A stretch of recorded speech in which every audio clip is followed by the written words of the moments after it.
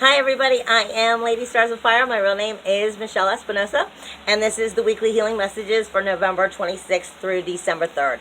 I'm sorry the lighting's a little bit dark. I just really felt like sitting outside today, and it's a rainy day, so I can't help that. Anyway, for those of you who follow me regularly and see the videos I do each week, you'll notice that I'm not giving you a rune cast. Spirit kind of quit the rune cast for the week. They just gave me guidance directly for me to give you for this week. And then I'll also give you a little bit of a rundown of the astrology. But there is not going to be a rune cast this week. Specifically because that's what Spirit said. So that's the way it goes. If you do enjoy the weekly healing messages, please subscribe. I will put a link on so that you can find it anytime. And be able to find it so you don't have to just catch it through Facebook or whatever. It's on YouTube. I'll ask you to subscribe there so that you can always find it and watch it in your own convenience. Also, if you do want to hear the astrology more in depth, please listen to Other Lynn Dreams every Tuesday night at 10 p.m. Or you can go back and catch it on Castbox. Or you can catch it when I do it live on Other Lynn Dreams on Tuesday evenings at 10 p.m. fxbgpublicradio.com, because it's a podcast. Now, if you want, your own astrology more in depth for you, then please visit my website, ladystarsofire.com, so that you can get your own personal astrology. But with that being said, let's get into this week's healing messages. First and foremost, this week, it's not even this week. Spirit is giving me, make sure that you comprehend, more or less, that what is being set right now during the month of December and the month of January helps to support the changes that will be made during next year. However, all of the changes that are going to be made next year are going to support the changes that will be made into your life for the next 20 years. So right now is a very important point. It's a pivotal point of getting, the preset set, basically, is what I'm being given. So it's important to make sure, and what they're telling me also is, you and only you know if you truly gave something a chance, or if you're giving it too much of a chance, and then you're lying to yourself, and you're still holding on to something that you know is not any good for you, and you keep trying to make it good, versus if you really didn't give something a chance in the first place, and only you know if you really are in either side of that position. So, with that being said, Spirit is giving me this week, they put in my mouth copal. And, for me, this has to do with purification, and is purification or cleansing within your life. But, what they give me directly is they're telling me that this week has to do with personal self and soul security. Finding your own personal self and soul security for yourself. And knowing that you actually, how people will say sometimes, 20 years went by and you're like, I really regret that I didn't do that. This has to do with finding that inner security, soulful security within yourself, so that you don't look back in 20 years and go, man, I wish I did that. This is that time to step up and make those changes. Make that action start to happen. May not happen necessarily this week. And in fact, I'm being told a lot of things that are going to be shifting and changing. You may not actually see them until February, March, and April actually come into fruition. However, these actions that we are making, the intentions that we make right now, is what's going to set that in the proper direction. And I'm also being given a lot of Aquarius, the energy of Aquarius. And that comes in with the astrology. But instead of the rune cast, they are giving me, and if you watch the videos before, you know that I say from time to time, they give me the Hebrew alphabet as information to give you. And they are giving me Tav, or Tav, in Hebrew.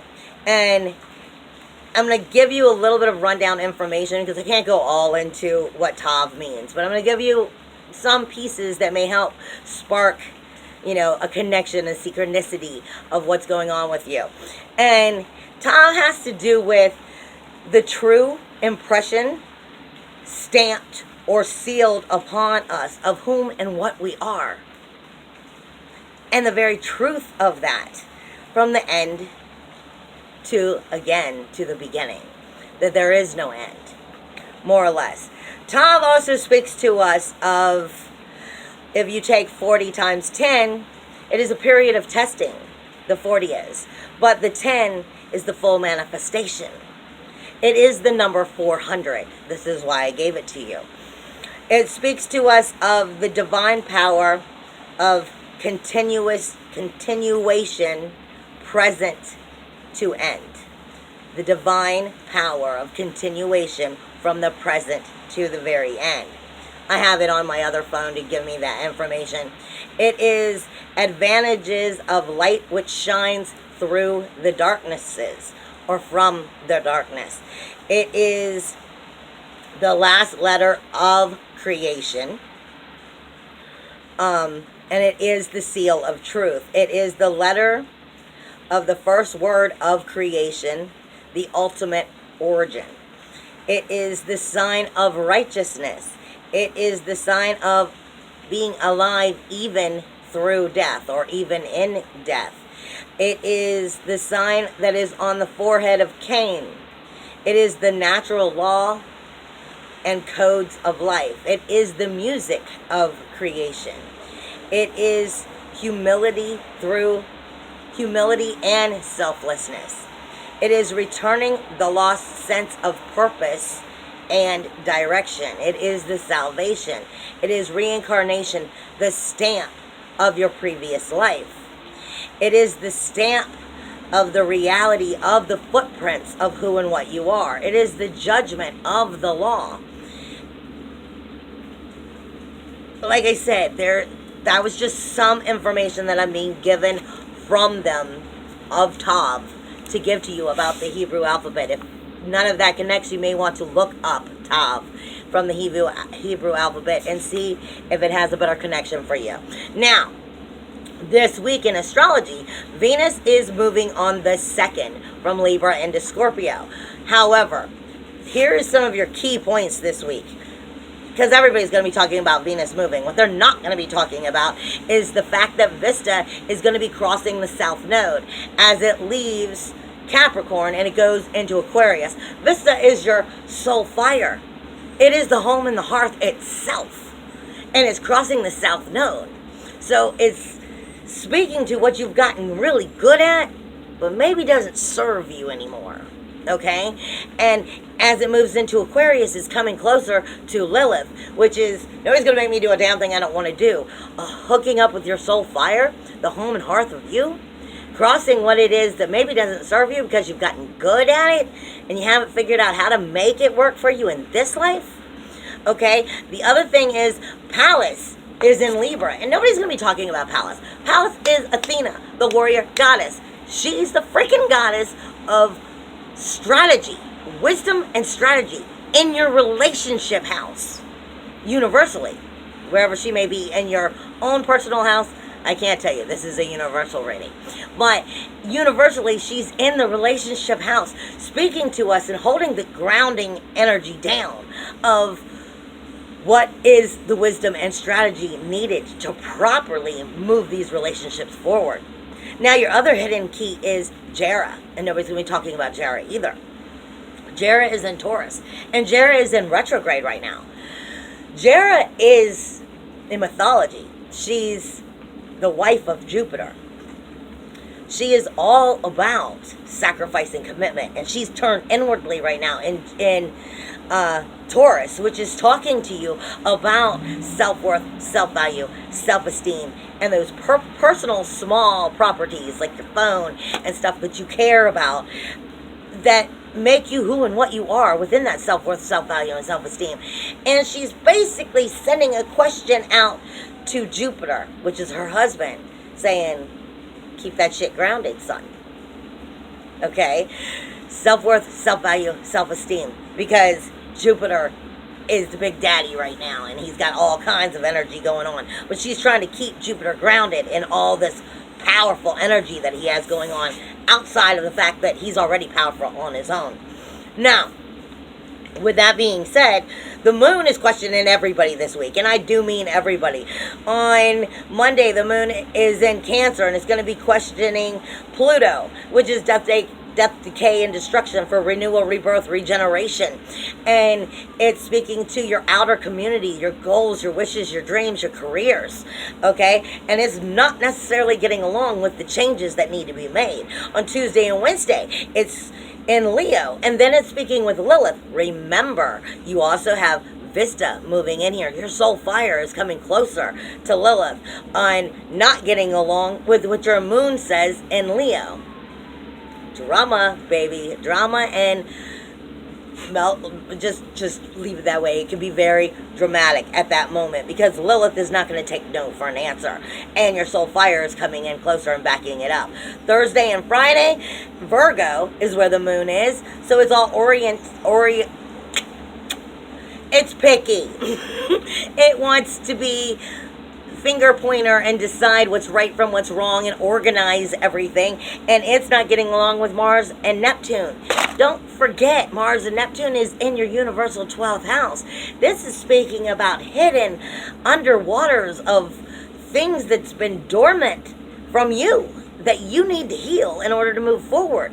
As we move forward, this is why they gave us the Tav this week, okay? And it's on Thursday, it's going to go into a T-square with Jupiter, with the Sun, and with Mercury in retrograde in Sagittarius, which is speaking to your higher self, your higher shine, your higher knowledge, your higher abundance, and your mouth and a little bit of word vomit, because it's in retrograde, okay? Speaking then with Mars and Neptune,